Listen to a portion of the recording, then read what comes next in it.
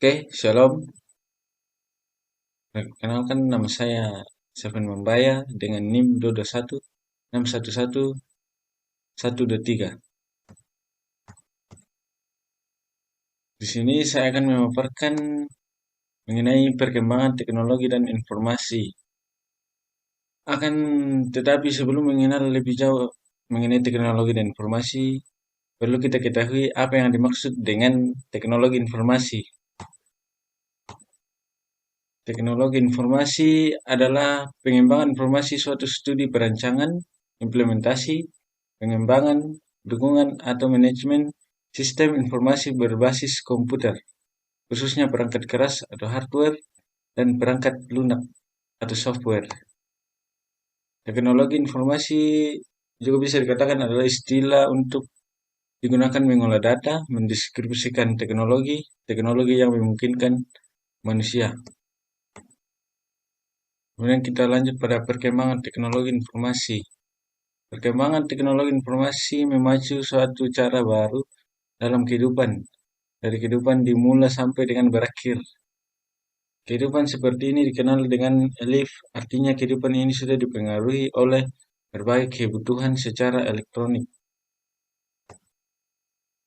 Kemudian kita lanjut pada perkembangan teknologi dari awal kehidupan manusia sampai saat ini.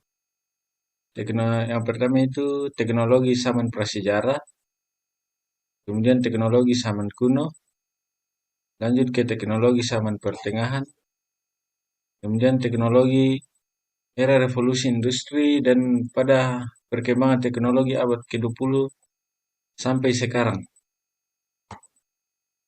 Kemudian kita lanjut pada teknologi informasi. Adapun tujuan dari teknologi informasi yaitu untuk memecahkan suatu masalah, membuka kreativitas, meningkatkan efektivitas dan efisiensi dalam melakukan pekerjaan. Jadi dapat dikatakan karena dibutuhkannya pemecahan masalah, membuka kreativitas dan efisiensi manusia dalam melakukan pekerjaan, menjadi penyebab atau acuan diciptakannya teknologi informasi. Dengan adanya teknologi informasi, membuat pekerjaan manusia menjadi lebih mudah dan efisien. Dengan kata lain, karena sangat solusi, kreativitas, efektivitas, dan efisiensi dibutuhkan dalam sebuah sistem kerja, maka teknologi informasi ini kemudian diciptakan. Oke, next. Lanjut pada contoh perkembangan teknologi informasi. Yang pertama itu surel atau email, yang kedua e-banking, yang ketiga e-learning, yang kemudian e-commerce. Lanjut pada kemajuan teknologi. Kemajuan teknologi perlu perlindungan menyeluruh akan informasi jati diri kita agar tidak disalahgunakan untuk keperluan-keperluan yang mengganggu. Seiring perkembangan teknologi informasi di masyarakat, muncul pula visi dan budaya dalam menggunakan teknologi informasi. Kemudian perangkat teknologi informasi. Macam-macam perangkat teknologi informasi, antara lain notebook, netbook, tablet, televisi, radio, MP3, video player, kamera digital, dan kalkulator. Kemudian kita lanjut pada pengaruh teknologi informasi pada perkembangan ekonomi global. Sesudah terjadi revolusi industri dengan ditemukannya mesin uap, ekonomi global berevolusi ke ekonomi industri dengan ciri utamanya adalah modal sebagai faktor produksi yang paling penting. Menjelang peralihan abad sekarang ini, cenderung manusia menduduki tempat sentral dalam proses produksi, karena tahap ekonomi yang sedang kita masuki ini berdasar pada pengetahuan dan berfokus pada informasi. Lanjut, kehadiran teknologi internet. Berikut menggambarkan besar keterlibatan teknologi informasi dalam kehidupan manusia, yaitu produk-produk yang digerakkan sistem komputer, perancangan produk dikelola oleh komputer, proses kerja yang digerakkan oleh komputer, komputer menjadi sarana komunikasi efektif. Kemudian komputer sebagai pusat informasi. Lanjut, Peran teknologi informasi dalam kehidupan kita di masa mendatang. Sektor teknologi informasi dan telekomunikasi merupakan sektor yang paling dominan.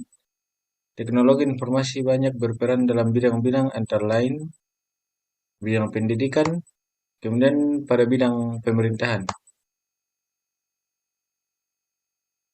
Pada bidang pendidikan, globalisasi telah memicu kecenderungan pergeseran dalam dunia pendidikan dari pendidikan tatap muka yang konvensional ke arah pendidikan yang lebih terbuka. Kemudian manfaat teknologi informasi bagi pendidikan. Pertama, pusat kegiatan siswa, interaksi dalam grup, sistem administrasi mahasiswa, kemudian pendalaman materi dan ujian, perpustakaan digital, materi online di luar materi kuliah, kemudian lanjut pada bidang pemerintahan. E-government mengacu pada penggunaan teknologi informasi oleh pemerintahan, seperti menggunakan intranet dan internet yang mempunyai kemampuan menghubungkan keperluan penduduk, bisnis antara lain, publik dengan pemerintah melalui sistem otomasi dan jaringan internet dan kegiatan lainnya. Kemudian manfaat e-government.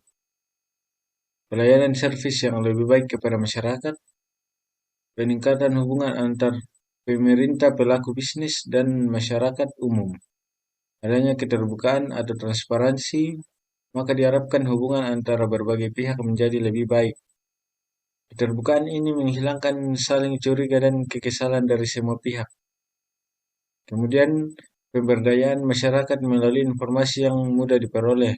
Dengan adanya informasi yang mencukupi, masyarakat akan belajar untuk dapat menentukan pilihannya.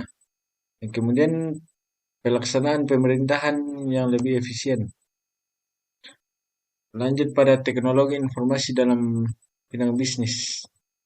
Peranan teknologi informasi dalam bidang bisnis, manajemen data, sistem informasi manajemen, customer relationship management, bisnis dapat beraktivitas selama 24 jam sehari, munculnya peluang e-bisnis, mengurangi biaya operasional dan produksi. Lanjut pada contoh-contoh produk yang cerdas dari perkembangan teknologi informasi.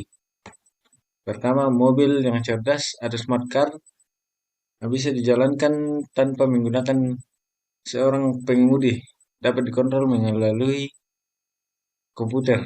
Kemudian kartu yang cerdas seperti kartu ATM. Kemudian rumah yang cerdas atau smart house, jalan yang cerdas, smart road. Oke, lanjut. Pasti pada setiap perkembangan sesuatu hal, pasti terdapat dampak, baik itu positif maupun negatif. Nah, berarti pada dampak positifnya terlebih dahulu. Yaitu dapat memudahkan mencari informasi dan memudahkan pekerjaan tergantung bagaimana kita menggunakan teknologi yang dapat bermanfaat bagi kita dan orang lain. Kemudian lanjut pada dampak negatif. Dampak negatif perkembangan teknologi di kalangan saat ini yaitu banyak remaja yang salah menggunakan teknologi ini yang hanya untuk kepentingan pribadi dan dimanfaatkan untuk hal-hal yang tidak bertanggung jawab atas apa yang mereka lakukan. Kita lanjut pada dampak psikologi teknologi internet. Ada berbagai aspek yang kiranya akan terpengaruh. Itu akan diuraikan berikut ini. Perbedaan kepribadian pria dan wanita, perkembangan kognitif, perkembangan seksualitas, kecemasan teknologi, pola interaksi antar manusia, penggusuran manusia, dan kerahasiaan alat tes semakin terancam. Oke, kita masuk pada kesimpulan. Dan di sini saya mengambil kesimpulan mengenai perkembangan teknologi informasi, yaitu perkembangan teknologi informasi di Indonesia sangat dipengaruhi oleh kemampuan sumber daya manusia dalam memahami komponen teknologi informasi, seperti perangkat keras dan perangkat lunak komputer. Sistem jaringan baik berupa LAN ataupun WAN, dan sistem telekomunikasi yang akan digunakan untuk mentransfer data. Itulah beberapa pembabakan perkembangan teknologi. Jika kita lihat polanya, semakin lama teknologi bukan hanya membantu kehidupan manusia, tapi perlahan mulai menggeser dan menggantikan kehidupan manusia. Seperti penggantian tenaga kerja dengan mesin, selama peradaban manusia masih ada, teknologi akan terus berkembang. Untuk itu, agar tidak kalah dengan teknologi, kita sebagai manusia yang hidup di era teknologi maju harus bisa mengendalikan teknologi yang ada. Kan itulah kesimpulan. Dan sekian yang bisa saya paparkan. Selebihnya saya ucapkan terima kasih.